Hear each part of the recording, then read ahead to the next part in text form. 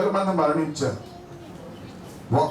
ఒక నాటకం, మా భూమి అనే ఒక నాటకం మట్టి మనుషుల్ని పురుల్లా తయారు చేసి పోరాటం వైపు నడిపించింది. అది కళ యొక్క శక్తి.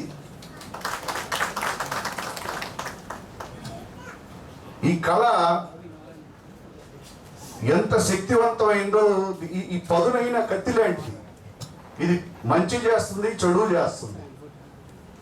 మీరు ఇవాళ చూస్తున్నారు, చిన్న చిన్న పిల్లలు టీవీల్లో డ్యాన్స్ వేస్తుంటారు. 5 ఏళ్ళు 4 ఏళ్ళ పిల్లలు ఆరేసుకోబోయి పారేసుకున్నాను, లేదు ఆకలిస్తే అన్నం పెడతా, అరిసిస్తే ఆయిల్ పెడతా.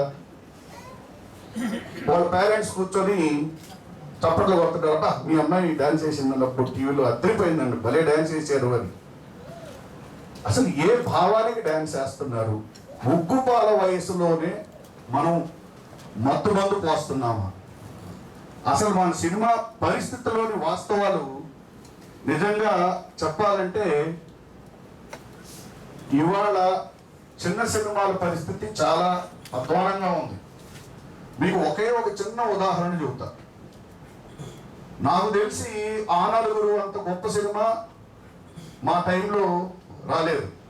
ఆ ప్రేమ్ కుమార్ పాత్ర గారు నాతో మాట్లాడుతూ, అయ్యా ఆ నలుగురు అనే సినిమాని థియేటర్లో వేస్తే అది కూడా రికగ్నైజ్డ్ ఒక పెద్ద హీరో రాజేంద్ర ప్రసాద్ గారు లాంటి హీరోలు పెట్టి తీసివేసిన మొదటి వారం థియేటర్లో రెంట్ రాకుండా 12 లక్షలు ఎదురు కట్టాల్సి వచ్చింది. తీసేస్తామన్నారు.